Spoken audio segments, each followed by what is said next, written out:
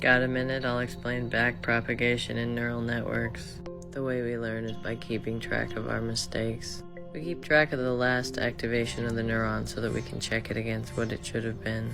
Remember, a layer is just a bunch of neurons. Forwarding the input means putting the input into each neuron in the layer. Layers forward, networks forward entire layers, one by one. So with backpropagation, we forward through the whole neural network. Once we reach the end, figure out the error, then you backpropagate the error, then you update the weights. So the target is what it should have gotten. This is the training data. When you calculate the error on each neuron, you check to see what they got and subtract it from the target, which will tell you how far off you are. When you backpropagate errors, you go through each layer, taking the error from the next layer and moving it backwards one layer. Go through each neuron.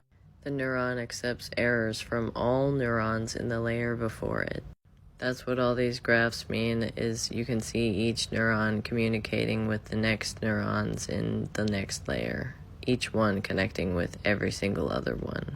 When you update the weights, each weight really just accumulates some cost, so we decrease the cost by the error. This is what is known as gradient descent. Learning rate is the size of the incremental step. The error is the combined wrongness of the previous layers against our last activation. I don't know if you know backpropagation now, but you know about backpropagation. Go train some brains.